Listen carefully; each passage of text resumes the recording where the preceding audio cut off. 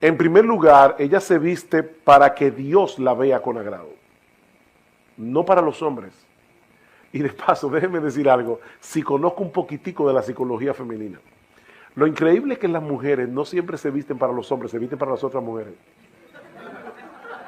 Pero el punto es que ni es ni para los hombres ni para las mujeres, es para Dios. O sea, es que yo tengo que tomar en cuenta qué impacto yo puedo tener, porque ¿cómo puede ser que yo vaya a la iglesia o esté en la calle y yo provoque que alguien peque contra el Dios al que yo digo temer? Eso debe llenarme de temor. O sea, a una mujer debe llenarla de temor. Wow, que por mi cuerpo yo lleve a una persona a pecar contra ese Dios al que yo le temo, cuando yo lo que debo desear es que los demás le teman a Dios como yo le temo.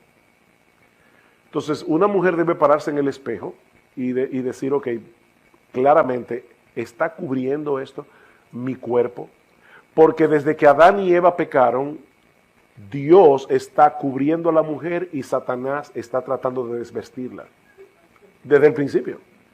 O sea, fíjense cómo Adán y Eva pecan y ¿qué hace Eva? Se pone un bikini de hojas, pero en un bikini. Y Dios le dice, no, olvídate del bikini, es una túnica. Y la palabra túnica que aparece allí es una túnica en el hebreo que va desde el cuello hasta más abajo de las rodillas. Es que cubre el cuerpo. No es que yo ahora quiero, o sea, que hay que coger un centímetro y ver. El punto es que debe cubrir las partes privadas de la mujer. Y cubrirlas en todo sentido, porque yo a veces he estado en iglesias y en verdad, no sé si reírme o llorar, pero son iglesias legalistas, fíjate, que dicen, las mujeres no deben usar pantalones, deben ser faldas.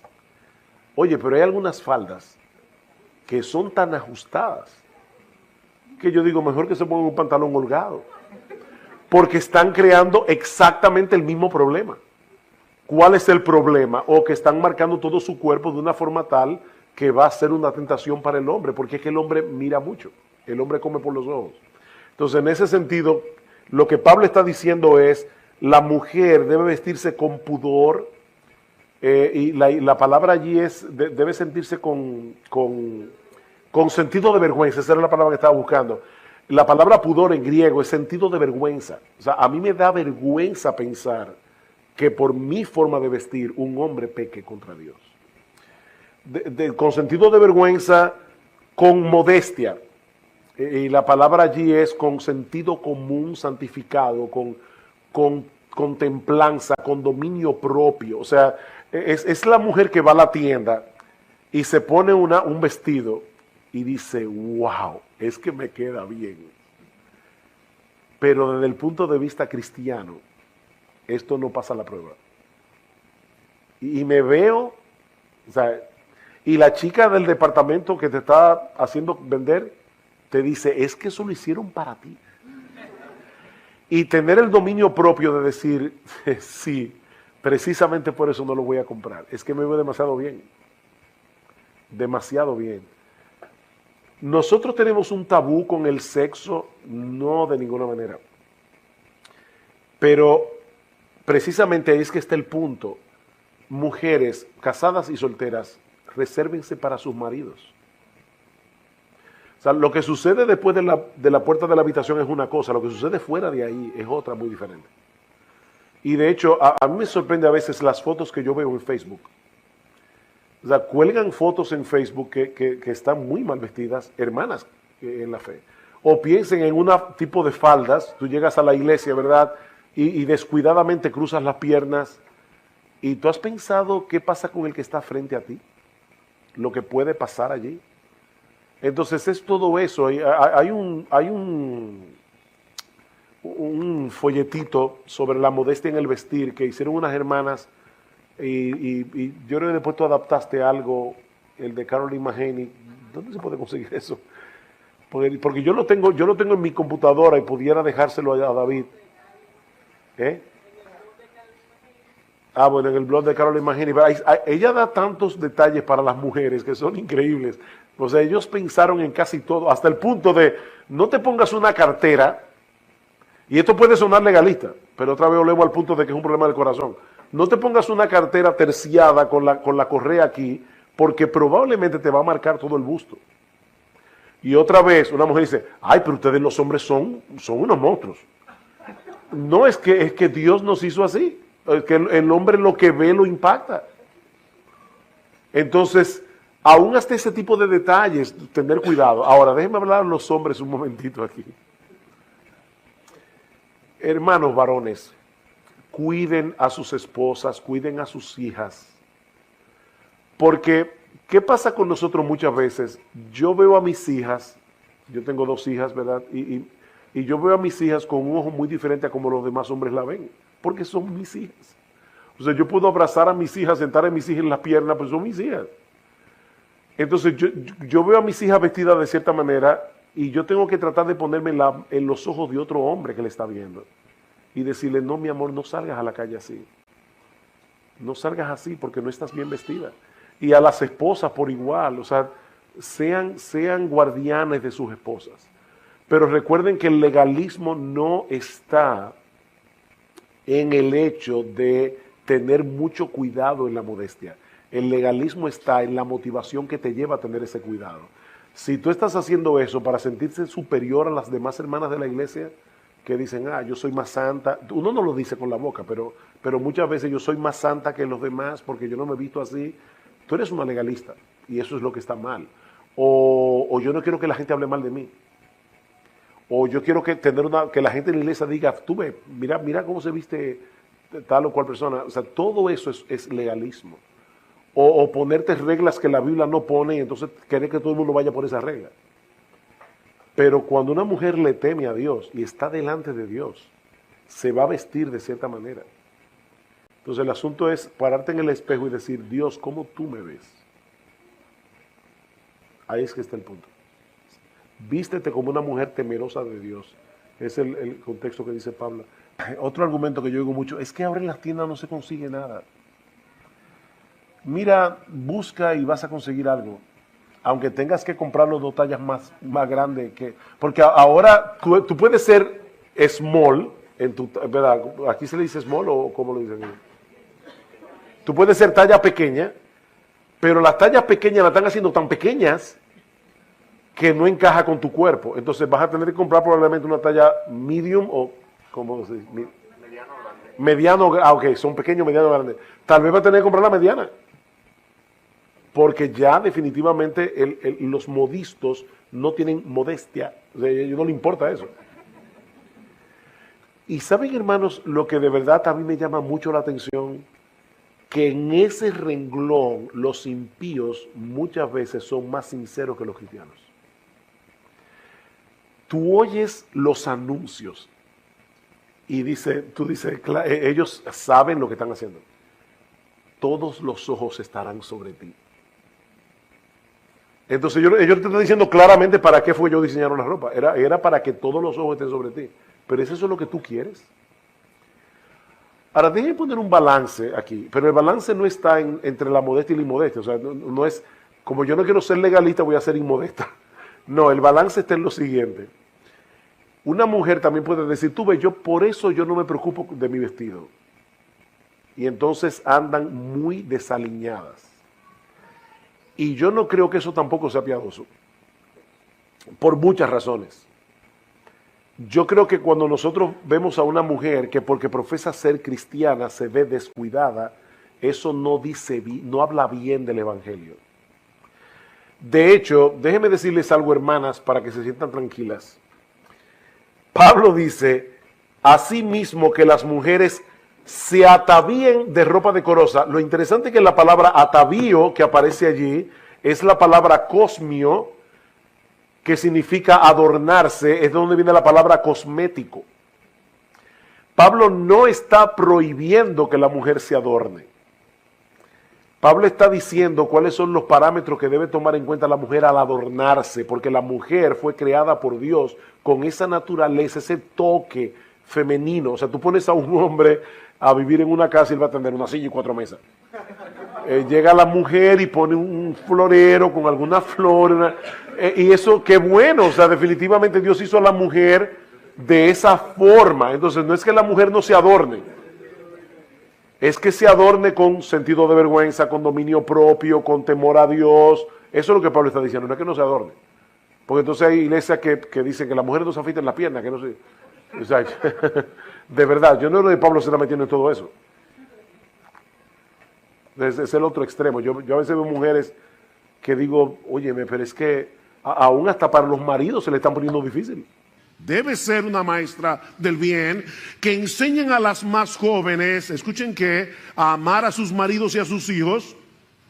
Cuando las hermanas más jóvenes te ven a ti, deben aprender de ti a amar a su marido y a sus hijos, a ser prudentes, castas, puras, santas, inocentes, en pensamiento, en acciones, en toda su vida. Tú eres una maestra del bien que debes enseñar a las más jóvenes a ser castas, hermanas. Esta es una época donde la castidad brilla por su ausencia. Y yo te pregunto, ¿alguna vez cuando tú escoges tu ropa, tú piensas en el hecho de que si todas las hermanas de la iglesia se visten como tú, estarían modelando la pureza y la santidad del Señor Jesucristo? Esto no es opcional, mi hermana, tú eres una maestra, pero puedes estar enseñando algo equivocado. Tu ejemplo está enseñándole a otras mujeres, y lamentablemente debo decir, mis amadas hermanas, que el cristianismo ha sido permeado por el mundo en cuanto a la inmodestia de una forma flagrante. Y no pienses, por favor, que eso es legalismo, porque la Biblia dice que las mujeres deben vestirse con pudor y modestia. Entonces, la pregunta es, cuando tú te vistes, tú estás consciente de que tú estás enseñando a otras mujeres con el largo de tu ropa, con lo modesta que te viste, con lo bien que te cubres. Maestras del bien, castas, cuidadosas de su casa, buenas, sujetas a sus maridos. Y oye, que para que la palabra del Señor no sea blasfemada. Wow, hermanas, eso es serio. Esto es serio, muy serio. La palabra de Dios puede llegar a ser blasfemada cuando en una iglesia las hermanas hablan muy bonito, pero se visten y andan y viven exactamente como las mujeres de allá afuera, y no como mujeres que le temen a Dios. Somos imitadores que deben ser dignos de ser imitados. Somos imitadores dignos de ser imitados. Miren, nosotros siempre estamos imitando a alguien, siempre, y siendo de ejemplo para otros. Eso es inevitable. La pregunta es, ¿a quién estás imitando tú? ¿A quién tú imitas? Déjame poner esto de una manera más concreta. Ahora mismo, y esto no es retórico, o sea, estoy haciendo la pregunta para que lo pienses de verdad. Tú podrías pensar ahora mismo en tres o cuatro personas de la iglesia a las cuales tú imitas, porque aunque es una persona imperfecta, no glorificada, es obvio que esa persona trata de imitar a Jesús. Tú puedes pensar en 3, 4 personas que tú conscientemente imitas, porque tú sabes que esa persona o esas personas son imitadores de Jesús. ¿Qué ejemplo tú le estás dando a otros? ¿Eres un creyente al que los demás pueden imitar? Porque en dependencia del Espíritu Santo tú procuras ser imitador de Cristo. Bueno, pastor, yo un ejemplo. Sí. Estos nuevos creyentes de Tesalónica eran seres humanos comunes y corrientes. Y ellos llegaron a ser un ejemplo. Nadie tiene excusa para no ser un ejemplo. Porque de paso, no hay que ser perfecto para ser un ejemplo. No, obviamente, porque si eso es lo que se requiere, ninguno de nosotros podría ser un ejemplo. De hecho, una de las cosas que los creyentes debemos modelar es un espíritu enseñable cuando somos corregidos. Los creyentes que son dignos de ser imitados también pecan y tienen que ser corregidos. Y precisamente se vuelven imitables cuando en medio de la corrección reaccionan correctamente, piadosamente. Cuando son convencidos de pecado, los creyentes dignos de imitar modelan una vida de arrepentimiento. Aquí no estamos hablando de una vida perfecta, aquí estamos hablando de una vida de arrepentimiento. Y la gente puede decir, yo puedo imitar a esta persona porque cuando él peca se arrepiente y pide perdón. Y no solo a Dios, sino cuando tiene que pedirle perdón a otra persona. Pide perdón. Es digno de ser imitado, no hay que ser perfecto. Y yo vuelvo y te pregunto, ¿tú eres un ejemplo para tu esposa? Ese es tu primer, ¿qué puedo decir? La primera persona en la que tú tienes que ser un ejemplo es a tu esposa, a tu esposo. ¿Eres un ejemplo? ¿Eres un ejemplo para tus hijos? Nosotros estamos todo el tiempo modelando algo delante de nuestros hijos, nuestro amor por el Señor, nuestro amor por su palabra, nuestro amor por la iglesia. Tú eres un ejemplo. Si todos los creyentes de esta iglesia te imitaran a ti, ¿cómo sería esta iglesia?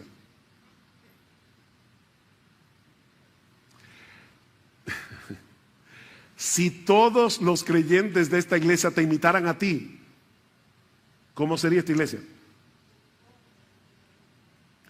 Ahora, noten que Pablo es bien específico en nuestro texto en las cosas que estos creyentes imitaron de los misioneros y por ende de Jesús.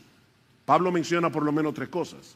En primer lugar, en la forma como recibieron la palabra. Dice en el versículo 6, y vosotros vinisteis a ser imitadores de nosotros y del Señor, habiendo recibido la palabra.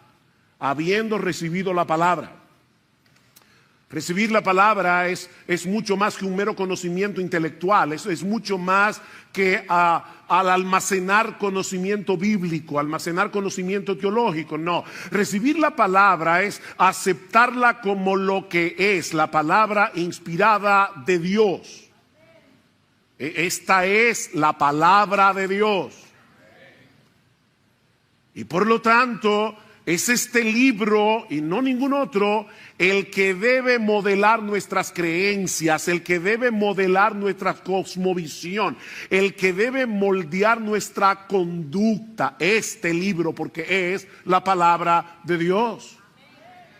Ellos recibieron la palabra. Noten lo que dice Pablo en el capítulo 2, versículo 13. Por esto también nosotros sin cesar damos gracias a Dios de que cuando recibisteis la palabra de Dios, que oísteis de nosotros, la recibiste, la aceptasteis no como la palabra de hombres, sino como lo que realmente es, la palabra de Dios, la cual también hace su obra en vosotros los que creéis. Ustedes recibieron este mensaje como la palabra de Dios.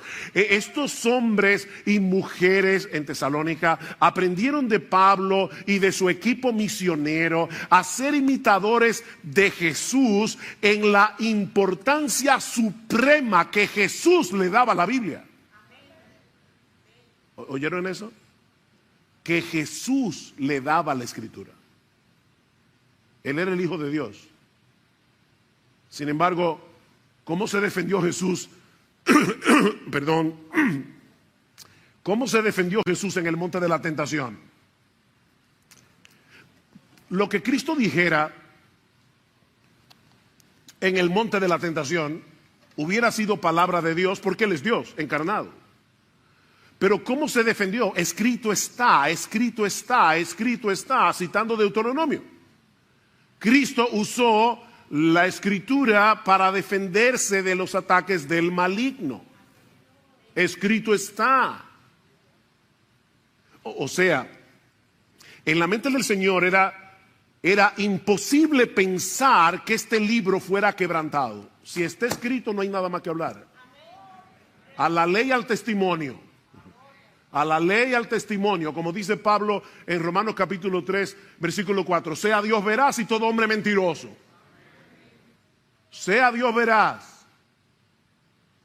En Juan 4:34, Cristo le dice a sus discípulos que su comida es hacer la voluntad del que lo envió. Perdón. Mi comida es hacer la voluntad del que me envió. El hombre de Dios, perdón, el Hijo de Dios encarnado, Jesús, tomaba en serio la palabra de Dios. No busco mi voluntad, Juan 5:20, sino la voluntad del que me envió. ¿Y dónde conocía Jesús? ¿De dónde extraía Jesús la voluntad de Dios? Del mismo lugar que tú y que yo, de este libro. Los creyentes que modelan a Cristo aman la palabra, la toman muy en serio. Y yo vuelvo y te pregunto, ¿percibe tu esposa, tu esposo, tus hijos, los demás creyentes de esta iglesia, que para ti las escrituras es supremamente importante? Que tú amas la palabra de Dios.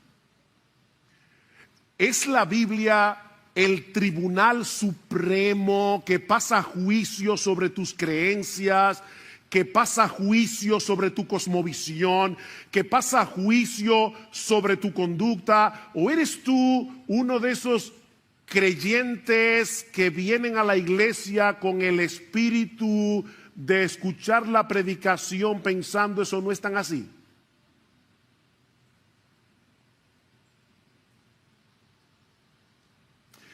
Pero estos creyentes no solo recibieron la palabra de Dios como lo que es la palabra de Dios, sino que lo hicieron en medio de mucha tribulación. ¿Vieron el texto? Y vosotros vinisteis a ser imitadores de nosotros y del Señor, habiendo recibido la palabra en medio de mucha tribulación. Ellos aprendieron de Pablo y de Silas y de Timoteo a ser imitadores de Jesús en el sufrimiento que trae consigo hacer la voluntad de Dios, tomar la Biblia en serio en un mundo que todo lo distorsiona, donde a lo bueno llaman malo y a lo malo llaman bueno. Lean el libro de los Hechos, sobre todo los capítulos 16 y 17, donde Lucas narra el inicio de la obra evangelizadora en Europa, y ustedes verán el alto precio que Pablo y su equipo tuvieron que pagar por predicar la palabra en un medio sumamente hostil. Y los tesalonicenses lo sabían, porque de hecho pasó en su ciudad. Pablo estaba preso junto con Silas en la cárcel de Filipos, y ¿qué hacían? Cantaban himnos al Señor. Y lo más seguro ellos se habían enterado de eso. Los creyentes en Tesalónica aprendieron de Pablo y de su equipo misionero lo que era sufrir por Cristo. Ellos recibieron la palabra, ellos abrazaron el evangelio de todo corazón en medio de una severa persecución. Noten el capítulo 2, versículo 14. Pues vosotros, hermanos, vinisteis a ser imitadores de las iglesias de Dios en Cristo Jesús que están en Judea, porque también vosotros padecisteis los mismos sufrimientos a manos de vuestros propios compatriotas, tal como ellos padecieron a manos de los judíos, los cuales mataron tanto al Señor Jesús como a los profetas, y a nosotros nos expulsaron de la ciudad. A Pablo y a Silas y a Timoteo los expulsaron de Tesalónica y los hermanos vieron eso.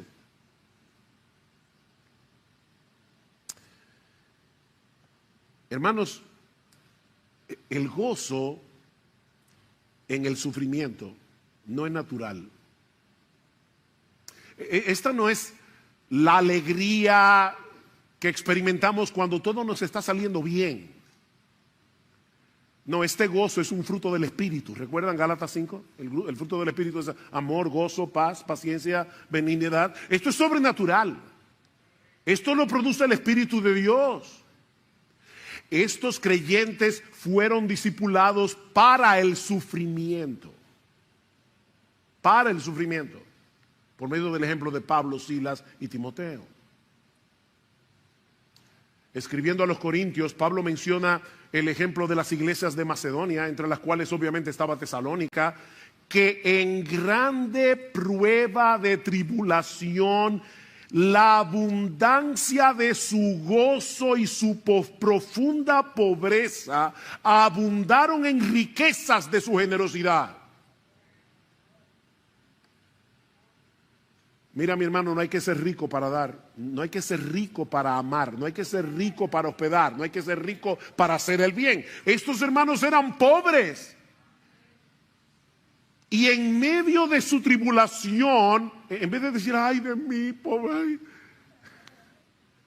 lo que los americanos llaman el pity party, hay gente que les encanta autocompadecerse. No, estos hermanos no se estaban autocompadeciendo, ellos estaban pensando, ¿qué les falta a estos hermanos de Judea para nosotros poder ayudar con lo que tenemos? Abundaron en generosidad.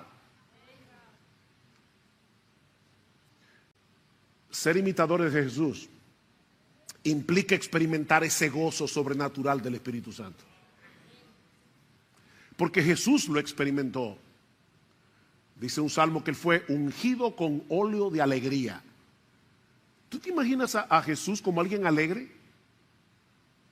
¿O te lo imaginas como alguien, déjame ponerlo, con cara de busto de Beethoven? ¿Ustedes han visto Beethoven? Que siempre estaba como malhumorado. ¿Ustedes se imaginan a Jesús así? Porque eso no es lo que la Biblia dice. Por el gozo puesto delante de él sufrió la cruz. Hablando de Cristo. Por el gozo puesto delante de él sufrió la cruz. Él experimentó gozo en medio del sufrimiento. Y los apóstoles aprendieron eso de Jesús. ¿Ustedes recuerdan cuando fueron encarcelados por predicar la palabra en la sinagoga? El concilio los encarceló y dice en el versículo 41 del capítulo 5 de Hechos, oigan esto, que después de ser azotados, ellos salieron de la presencia del concilio gozosos de haber sido tenidos por dignos de padecer afrenta por causa del nombre.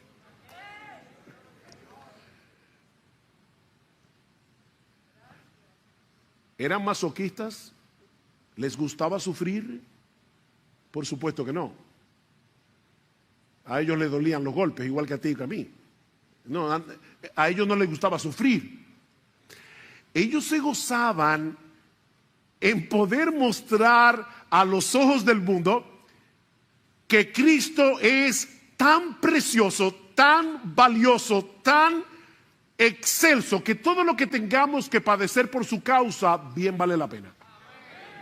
Ese es el gozo. Bien vale la pena. ¿Alguna vez tú has pensado que tu sufrimiento por causa de Cristo es una oportunidad que Dios te está dando para mostrarle a todo el que te rodea que Jesús es precioso? Tan precioso que vale la pena sufrir por Él. Es una oportunidad. Alguien decía, me encantó esta frase, que el gozo del creyente es la bandera que ondea el castillo de nuestro corazón y que anuncia que el Rey está hoy sentado en su trono. Eso es el gozo del creyente. Mi Rey reina. No es como la reina de Inglaterra. Esa monarquía no hace nada, excepto salir en las revistas. No. Esta no es una monarquía de lujo. Cristo es rey. Él está sentado en su trono. Nuestro Dios reina y nosotros podemos gozarnos en eso.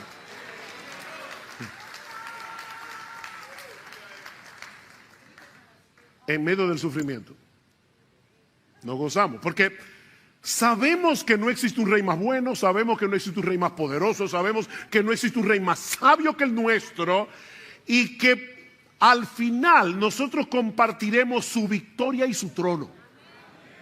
Gózate. Y ahora yo te pregunto otra vez.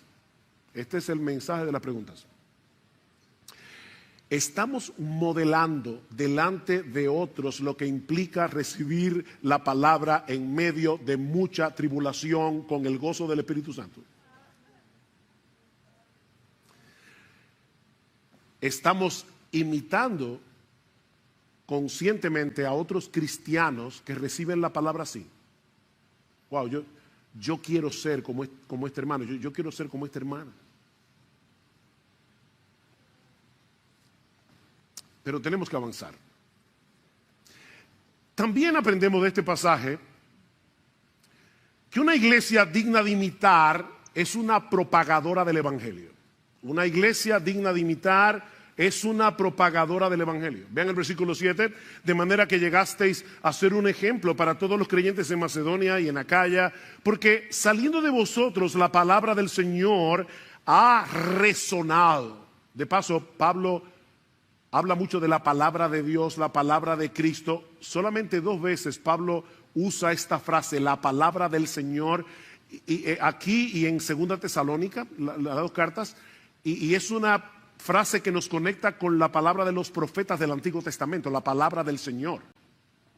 Dice, la palabra del Señor ha resonado, no solo en Macedonia y Acaya, sino que también por todas partes vuestra fe en Dios se ha divulgado, de modo que nosotros no tenemos necesidad de hablar nada. La palabra griega que se traduce como resonar puede ser traducida también como retumbar o resonar muy intensamente. Es una palabra interesante porque está emparentada con el término griego de donde viene nuestra palabra eco. Eco. Todos aquí saben lo que es el eco. El eco es una reverberancia, es el sonido que se replica y se amplifica al chocar con otros objetos. Eso fue lo que sucedió con el mensaje del Evangelio cuando llegó a Tesalónica. Estos creyentes se convirtieron en una caja de resonancia. De tal manera que la palabra del Señor no solo llegó a toda Grecia, Macedonia y Acaya, sino que Pablo dice por todas partes. Vuestra fe en Dios se ha divulgado. No sé si recuerdan, pero en el primer sermón que dimos de esta serie decíamos que la ciudad de Tesalónica, que llegó a ser la capital de Macedonia durante el Imperio Romano, estaba en un lugar muy estratégico porque estaba situada en uno de los mejores puertos naturales de Grecia y encima de la vía Ignacia, que era una de las carreteras más importantes del Imperio Romano. Así que esta era una ciudad muy accesible, por eso le hicieron capital. Muy accesible por tierra, muy accesible por mar, y los tesalonicenses aprovecharon esa ventaja. Todo el que pasaba por Tesalónica para vender su mercancía, para lo que sea, escuchaban el Evangelio de parte de los tesalonicenses.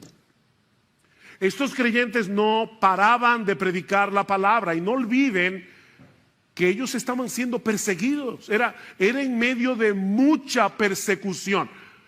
¿Qué sería lo más natural que haría un grupo de creyentes que están sufriendo por causa del Evangelio? Mira, vamos a ser prudentes. Mejor dejemos de predicar por un tiempo hasta que las aguas se bajen. ¿Verdad? Eso sería lo más lógico. Pero no fue lo que ellos hicieron. Ellos estaban sufriendo persecución por predicar el Evangelio. ¿Y qué hicieron? Seguir predicando el Evangelio. Bunyan, el autor del Progreso del Peregrino, estuvo preso por 12 años en una cárcel en Bedford por predicar el Evangelio. En esa cárcel escribió el Progreso del Peregrino. Y uno de los carceleros le decía: Bunyan recuerda a tu niña María, una hija de Bunyan, nació ciega. Y le decía: tu familia está sufriendo porque tú estás aquí en la cárcel. Lo único que tienes que prometer, y te sacamos de inmediato, es que vas a dejar de predicar. Y él decía: si me sacan de aquí, vuelvo a predicar. 12 años preso. Eso fue lo que hicieron los hermanos de Tesalónica. Ahora, ¿de dónde aprendieron ellos eso? De Pablo y de su equipo. ¿Ven otra vez la cadena de discipulado? ¿Qué dice el capítulo 2? Porque vosotros mismos sabéis, ustedes lo saben, hermanos, que nuestra visita a vosotros no fue en vano, sino que después de haber sufrido y sido maltratados en Filipos, como sabéis, ven, ellos sabían lo que había pasado en Filipos, tuvimos el valor, confiados en nuestro Dios, de hablaros el evangelio de Dios en medio de mucha oposición. Ellos aprendieron eso de los misioneros. No había persecución que pudiera frenar a Pablo, y los tesalonicenses lo imitaron en eso. El testimonio de esta iglesia llegó a ser tan conocido que Pablo dice: cuando yo visito otros lugares y quiero comenzar a contarle de lo que está pasando en Tesalónica, no te preocupes, ya lo sabemos. Los tesalonicenses eran famosos. Todo el mundo sabía lo que había pasado ahí.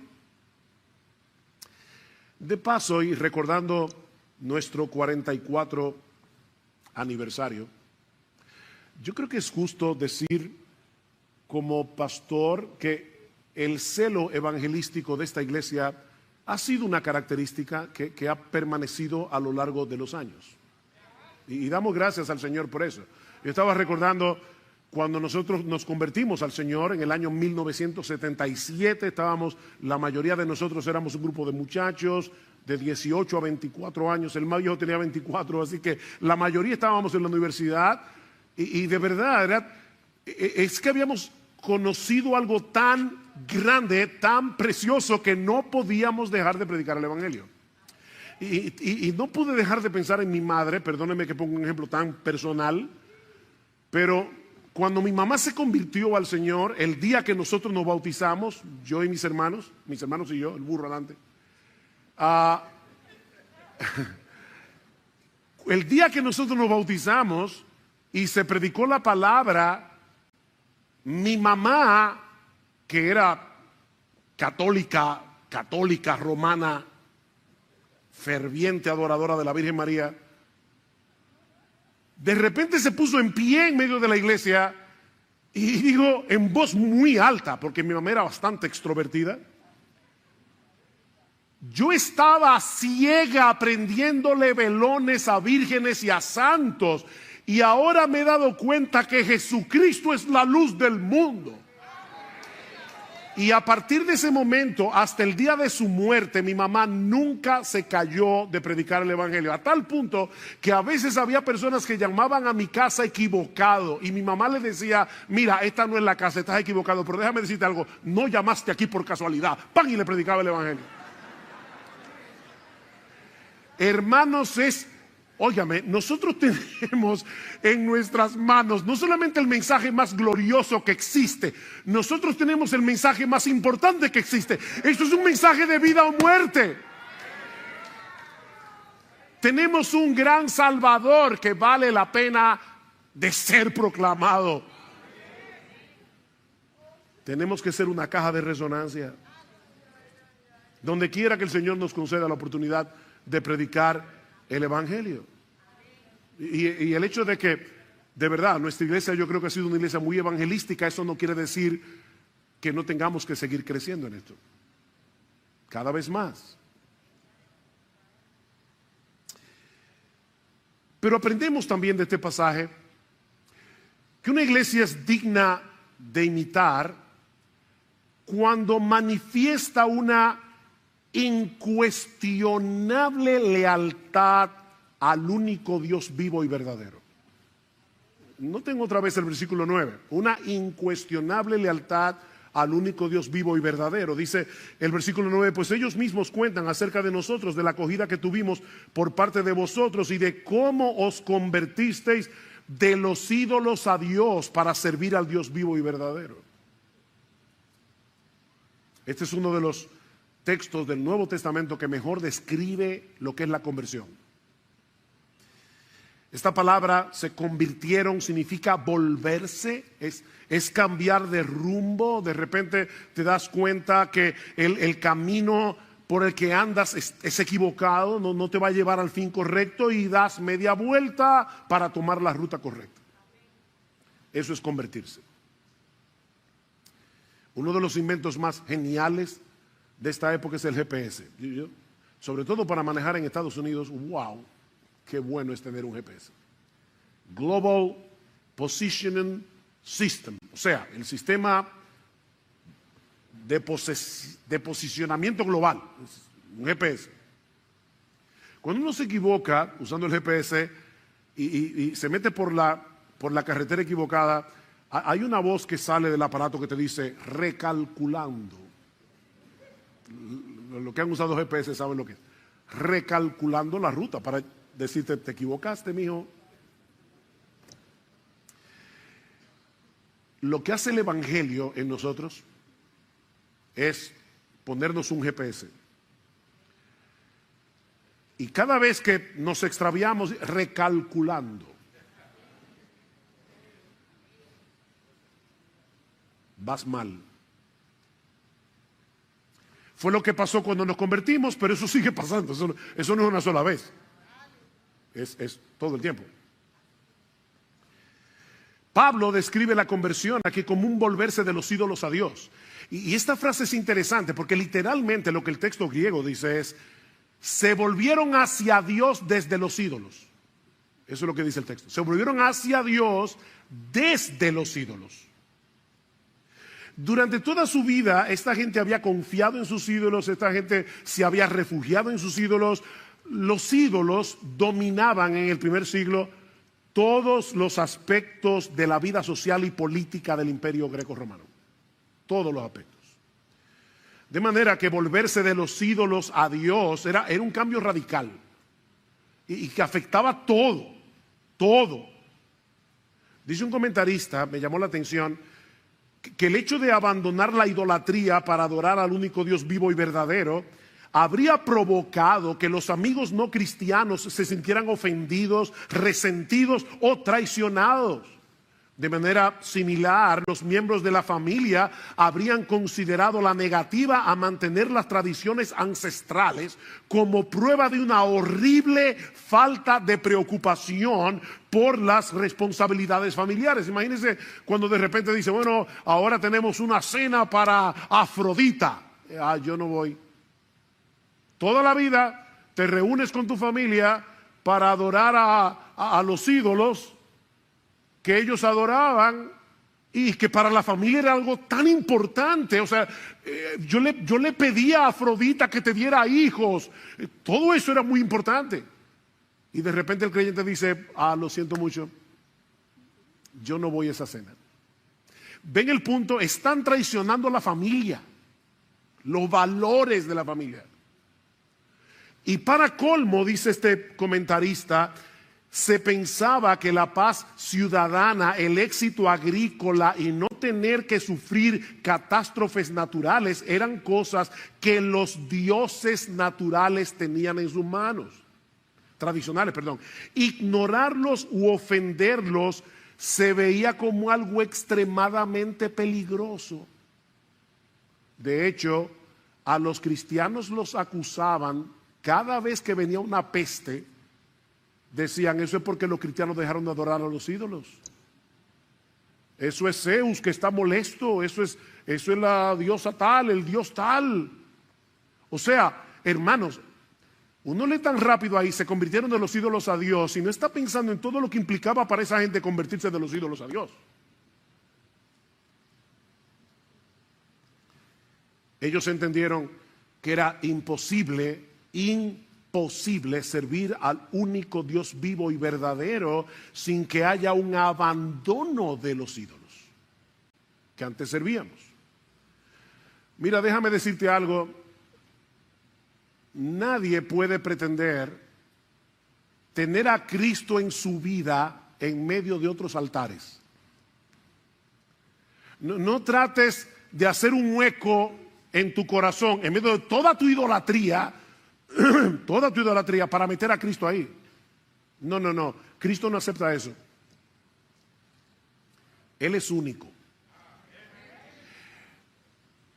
Seguir a Cristo significa, esto es profundo, seguir a Cristo. Seguir a Cristo es seguir a Cristo y a nadie más. Él no comparte altares, es Él y solo Él. Es por eso que la conversión requiere de una obra previa del Espíritu Santo, porque es imposible renegar de los ídolos en los que habíamos confiado durante toda nuestra vida para confiar ahora únicamente en Jesús. El Espíritu Santo tiene que abrir los ojos de nuestro entendimiento para que veamos a Cristo infinitamente superior, infinitamente más hermoso, infinitamente más deleitoso, infinitamente más confiable que todos nuestros ídolos. Esa es la única manera como podemos cortar con la idolatría en el momento de la conversión y seguir luchando con ella a lo largo de toda nuestra vida. Debemos mantenernos contemplando la hermosura, la gloria, el poder, la confiabilidad de nuestro Señor Jesucristo. ¿Qué dice Juan al final de su primera carta? Que los creyentes sabemos que el Hijo de Dios ha venido y nos ha dado entendimiento para conocer al que es verdadero, y estamos en el verdadero, en su Hijo Jesucristo. Este es el verdadero Dios y la vida eterna. Y ahí mismo dice: hijitos, guardaos de los ídolos. ¿Ven? A creyentes, guárdense de los ídolos. ¿Y cuál es la única manera? Recordar que Jesucristo es el Dios vivo y verdadero, el único. Mis hermanos, si nuestro Dios es el único Dios vivo y verdadero, eso significa que todos los otros dioses están muertos y son una ilusión. Todos los otros dioses. Y por favor, no pienses en la idolatría en términos de una estatua, de un cuadro. No, decía alguien que nuestros ídolos son aquellas cosas con las que contamos para hacer nuestras vidas significativas. Son aquellas cosas de las cuales decimos: yo necesito eso para ser feliz. O si yo no tengo eso, mi vida no vale nada ni significa nada. Ese es tu ídolo. Puede ser la fama, el dinero, el esposo, la esposa, los hijos, los amigos, el entretenimiento, la música, el deporte. Todo eso puede ser un ídolo. La conversión, mi hermano amado, implica un traspaso de lealtad. Tú eres leal a Jesucristo y a nadie más. Leal a Jesucristo, en vez de ser leales a tus ídolos con los cuales estás luchando.